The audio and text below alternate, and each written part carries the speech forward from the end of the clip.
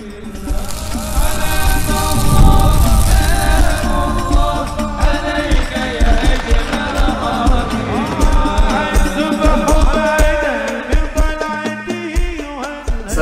warahmatullahi wabarakatuh. Alhamdulillahirabbil alamin. Alhamdulillah awalan hamdan katsiran mutawaliyan wa shalli wa sallim ala sayyidina Muhammadin sallallahu alaihi wasallam zanian wa ala alihi washabihi salisan amma ba'd. Pada pagi hari ini saya ingin mengenalkan diri saya, bahwasannya nama saya adalah Abdullah Hariman, dan pada pagi hari ini saya ingin membuka podcast di Pondok Kami Tercinta Ma'had Nurul Tauhid. Dan ini ya, di sini adalah Instagram, juga YouTube dan Facebook dari akun sosial media pondok kami. Dan pada pagi hari ini di podcast yang insya Allah menginspirasi dan penuh barokah, kita mengundang dua bintang tamu kita, yakni kita panggil pada Ahmad Nasruddin dan Nizar Hadik Yudama. Ya, monggo silahkan duduk. Assalamualaikum, Dik. Waalaikumsalam warahmatullahi.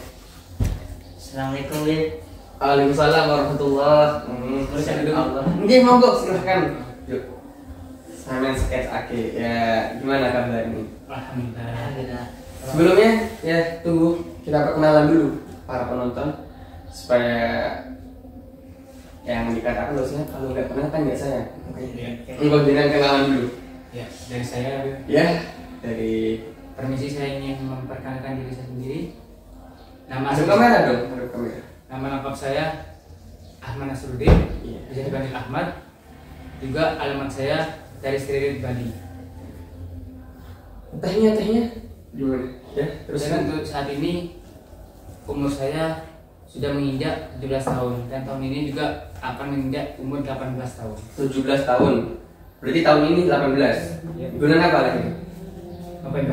November. Ini. Assalamualaikum warahmatullahi ta'ala wabarakatuh. Waalaikumsalam warahmatullahi wabarakatuh. Sebelum dimulainya acara podcast, izinkan saya untuk memperkenalkan diri saya kepada panjenengan. Ya, enjoy aja. Oke. Nama saya Nizar Hadik Yudama, bisa dipanggil Nizar. Dan juga dan juga umur saya kira-kira 16, mau beranjak ke 17. Hobi saya yang paling sering saya lakukan yakni bermain bola. Begitu juga saya dif'un nafas. Dif'un nafas itu apa? Itu yaitu bela diri. Bela diri. Wah, Masya Allah. Ya, ini sebelumnya ini ngomong-ngomong ada satu taut apa ini? Saudara kandung. Berarti kakak beradik ya? Iya. Kakaknya yang ini, apa ini? Oh, yang ini. Saya. Iya. Tadi berarti beda ini cuma setahun. Iya. Beda cuma setahun. Masya Allah. Mondok di Nurul Tauhid ya. Ini mulai tahun berapa? Beda apa barengan? Beda. Saya Sama di gimana? saya. Oh, kakaknya dulu. Kapan dulu ya?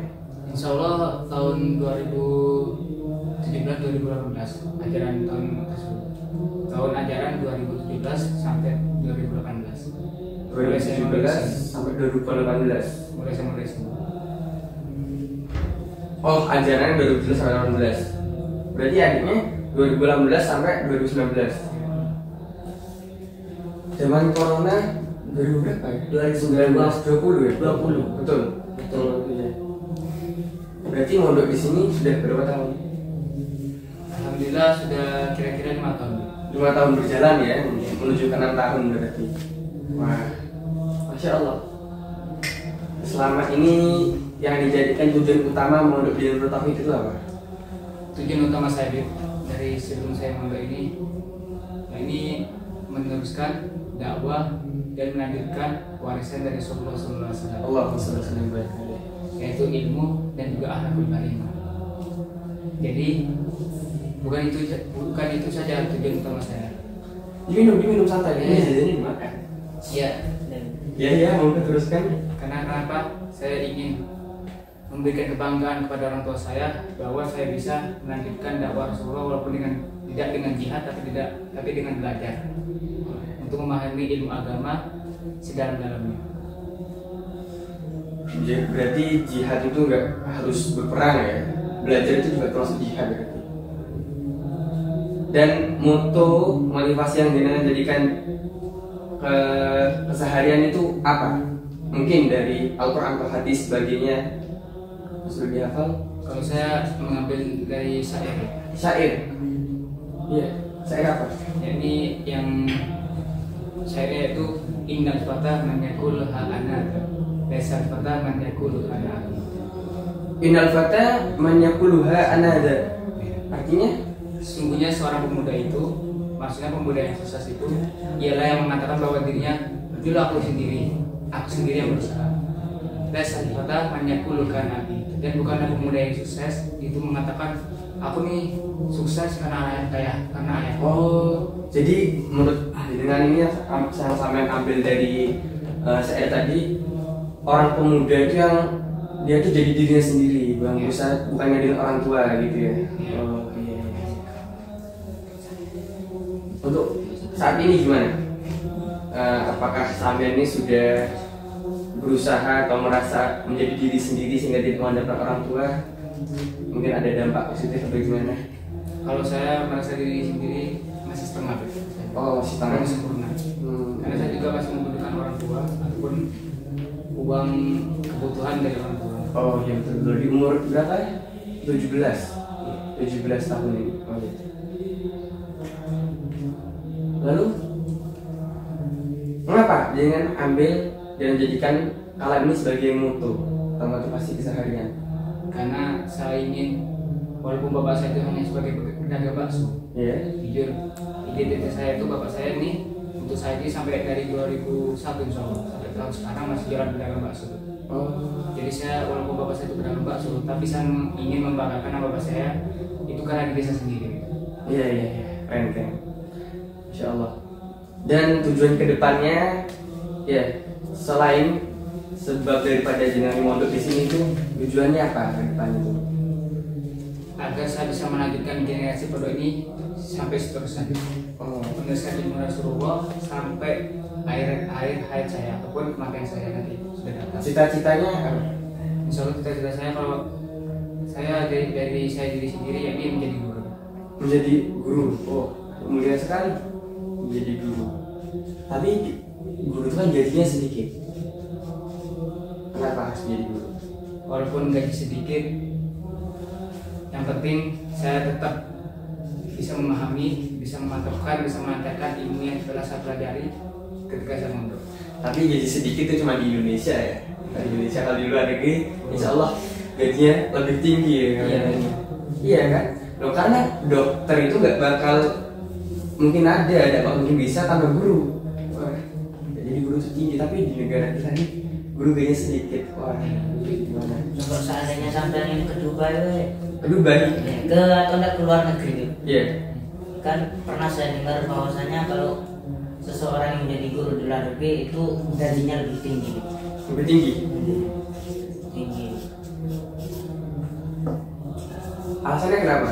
Kira-kira? Kalau untuk alasan saya tidak terlalu mengerti. Oh, terlalu mendalami.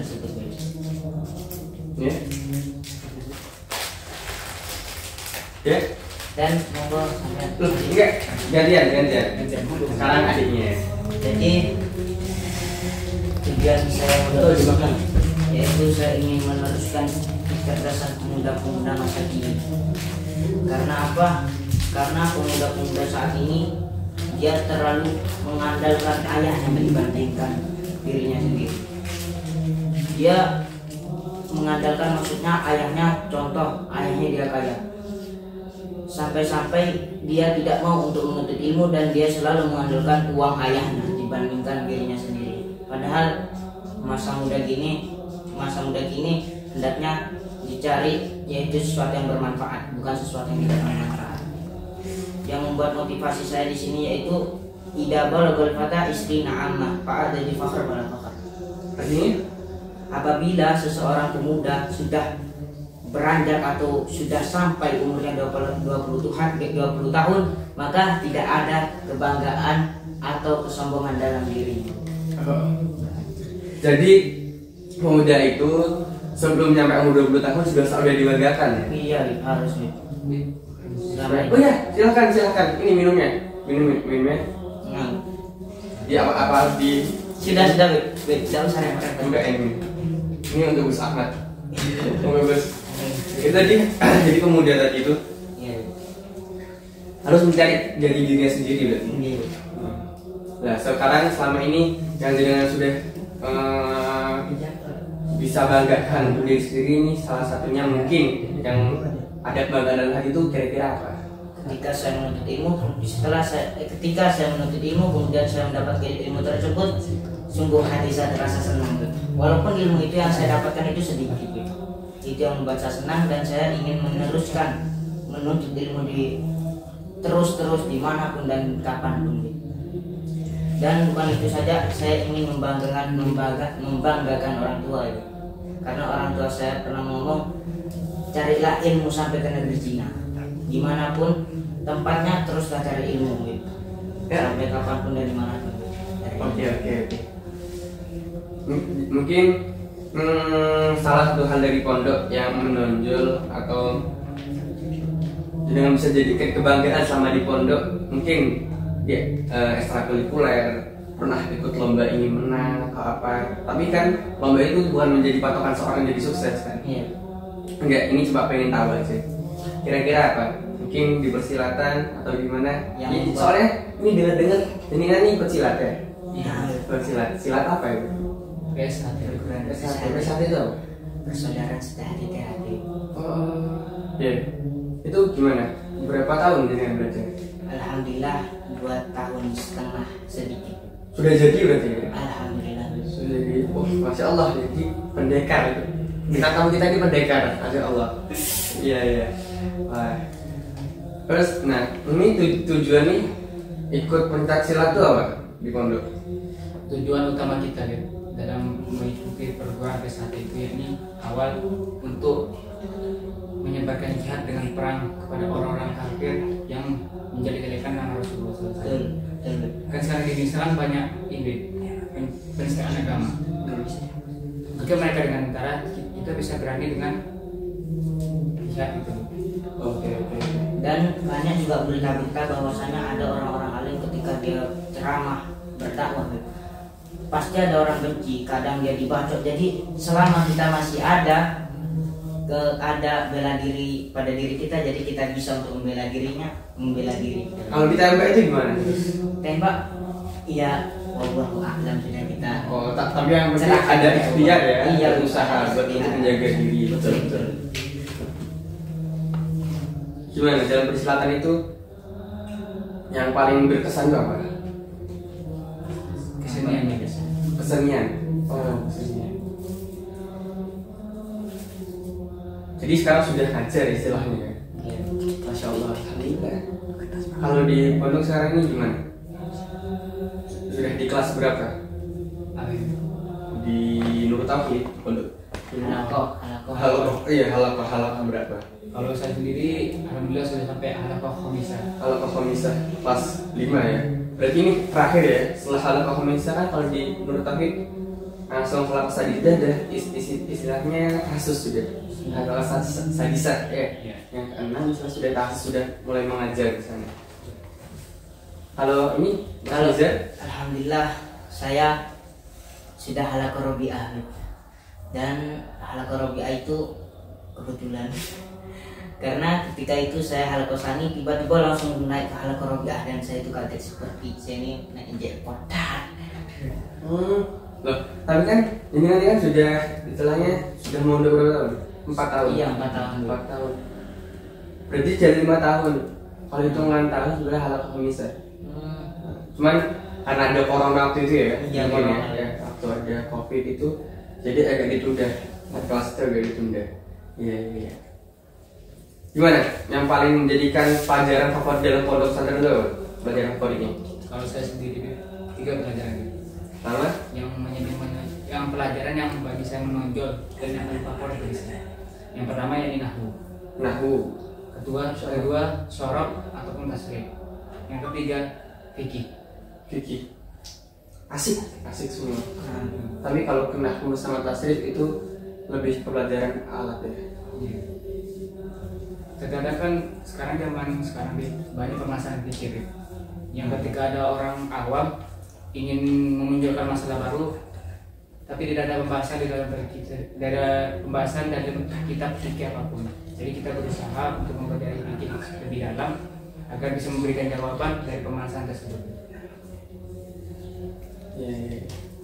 Betul, karena paling istilahnya penting banget ya di masyarakat ya kalau fikih. Kan keseharian pasti dipakai kalau fikih. Kalau ini Mas Giza ada favoritnya apa? Saya 4 Bib. 4. Yang pertama salah satunya fikih Bib. Fikih. Yang perlu saya tekankan ini fikih. Iya. Karena banyak orang-orang yang ketika menanyakan sesuatu hukum kadang dia tuh menggunakan logika Bib. Kalau memakai syariat itu kurang ya. Logika kenapa begini, nah itu saya perlu tekankan, itu pelajaran fikih. Begitu juga saya ingin belajar yang namanya tauhid Bib. Agar yang dimana ketika kita ditanya atau diajak debat oleh orang-orang kafir, kita bisa mengatasinya. Begitu juga nahu sorof. Nahu sorof ini sebagai bonusan saya agar saya ini bisa membaca kitab atau mempelajari kitab. Itu saja. Dan في تصريف هذا في صرف ونحو هذا أنت تفهم في اللغة العربية قليلا Insyaallah. فهمت؟ Insyaallah. هل تحب اللغة العربية؟ Ibu jidan Bib. Masya Allah, suka banget ya. Jadi soalnya kan tadi itu kelihatannya kan tasrif sama nahwu tuh ya, pasti kan harus tahu bahasa Arab kalau baca kitab, harus ada projectnya untuk bisa membaca kitab ya. Tapi di antara 4 dan 3 itu yang paling disukai sama jenengannya apa? Yakni nahwu. Kenapa nahwu? Karena nahwu itu kan kalau kita kenal yang disebut biasa dalam anak pondok itu ini nahwu itu bapak ilmu dari ketika baca kitab, bapak dari ilmu tersebut ini nahwu. Ibu ilmunya itu tasrif dan anaknya itu dalam mufradat. Jadi kita harus hafalkan mufradat dulu. Jadi anaknya dulu kita kan baru habis itu tasrif ibunya. Kita hafalkan juga tasrif, kemudian kita gabungkan dengan bapaknya ilmunya ini nahwu. Oke. Soalnya kan rata-rata kitab gitu yang sering kita pakai kan kitabnya gundul ya. Gundul, jadi pasti membutuhkan nahwu dan tasrif pasti. Betul. Jadi pelajari semua ilmu fikih dan juga tauhid juga termasuk tafsir dan sebagainya membutuhkan nahwu berarti. Oh ya, betul. Kalau Nijar ini Bib, yang terlalu tak tekankan itu fikih. fikih. Nah, fikih. Kenapa? Karena seandainya kita beribadah, sedangkan kita tidak tahu apa ini niatnya ini, apa ini hukumnya apa ini, seandainya kita tidak tahu, itu bisa ibadah kita tuh bisa goyah saja atau bisa tidak terima. Jadi sarana untuk ibadah itu harus tahu ilmu fikih ya. Oke. Nah, yang membuat saya tahu begini yaitu dari bait Jubat yang dikatakan wakuluman bigeri min malu amaluhu madukatun isbalu. Artinya dong. Setiap amal wakuluman bigeri ilmu, setiap amal yang kita lakukan akan tapi kita tidak mengetahui amalnya, maka amal tersebut tertolak. Oh, tidak disyaratkan dengan landasan ilmu ya. Landasan ilmunya terus dia beramal aja istilahnya. Itu gak terima berarti. Betul. Oke, jadi penting itu berarti fikih. Nah, udah. Ini yang paling berkesan di pondok pesantren itu dari awal masuk sampai sekarang itu apa yang selalu diingat? Ini keseruan dalam perkumpulan antar satu sama lain. Ketika kita bermakan bareng, taklim bareng, hidup bareng, itu yang paling berkesan bagi saya, yang menambah motivasi saya untuk melanjutkan model ini. Kan ada lagunya ya, ada lagunya Sobahana ta'alamaan. Oke. Jadi kebersamaan lah istilahnya, yang paling berkesan yang membuat kita betah istilah di pondok itu Itu kebersamaan. Iya. Dulu waktu pertama kali mondok langsung betah apa gimana? Oh enggak langsung betah ya. Jujur saya ketika saya baru masuk pondok tuh, jadi terasa sunyi gitu, terasa gitu. Tapi enggak dibully loh. Dulu sih ada pembulian tapi sedikit gitu. Dulu ya. Kalau sekarang alhamdulillah mereka ada. Udah mulai hilang gitu. Oh ya, alhamdulillah. Tapi pastinya di pondok pesantren itu pasti ada ya, tidak mungkin walaupun sedikit. Tapi namanya orang cari ilmu kan pasti ada cobaannya. Ya. Kalau nggak mau ada cobaan atau rintangan, wah nggak mungkin bisa. Iya, ada pengalaman. Dan ada sesuatu yang berkesan. Ya, iya betul. Juga saya sempat dapatkan dari Ustaz saya gitu. Saya pernah ngomong, kalau ingin pintar harus ada ujiannya. Juga kalau bodoh juga ada ujiannya. Apa maksudnya? Pintar itu ada ujiannya kenapa? Ya kita jaga akhlaknya, jaga ketawaduan, jangan takabur terhadap ilmu yang telah kita pelajari, jangan merasa cukup dengan ilmu kita. Juga ujian dalam kebodohan itu kita harus sabar. Kalau kita ini walaupun masih bodoh tapi kita berusaha dan jadi kita harus sabar. Insya Allah bisa memberikan kemudahan dalam mempelajari ataupun meningkatkan dalam memahami ilmu tersebut. Itu kata saya. Oh, oke. Kalau saya yang membuat terkesan yaitu betul kebersamaan sama santri lain dan lain-lain.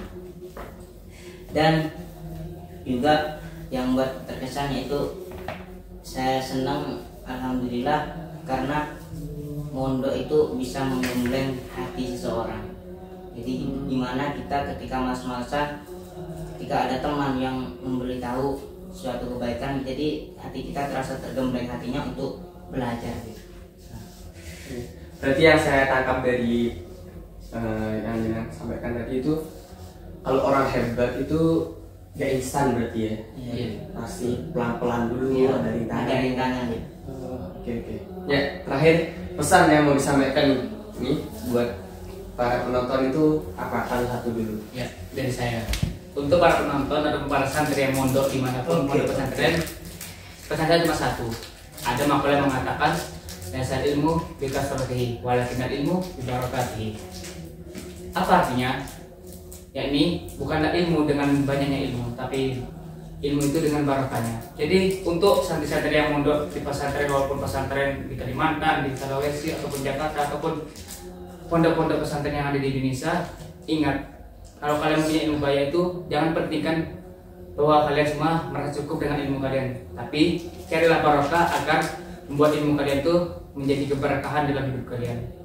Itu saja mungkin pesan saya. Mungkin kita mengerti pesan. Ya, kalau saya akan berpesan kepada sampean-sampean semua, yakni atlubul ilmu bil mahabbah. Carilah ilmu dengan kecintaan. Seandainya ketika kita mencari ilmu tanpa kecintaan, maka ilmu itu tidak akan senang sama kita. Jadi seharusnya kita ini senang sama ilmu tersebut agar kita langsung menangkapnya. Ya. Gimana ya? Insya Allah, tapi insya Allah bisa menginspirasi dan menjadi motivasi para santri di Indonesia. Ya. Nah, jadi sebelum kita tutup, kita nih mau tulis pondok nih. Setelahnya sebagai yal-yalnya kita ya, itu siapa kita? Santri Nurul Tauhid. Ya. Sehat, cerdas, beriman. Sehat, cerdas, beriman. Kita ngomong ya, sama-sama di kamera. Siapa kita? Ya, kalau saya tanya dengan jawab baru sehat, cerdas, beriman. Oke. Siapa kita? Santri Nurul Tauhid. Sehat, cerdas, beriman. Assalamualaikum warahmatullahi wabarakatuh.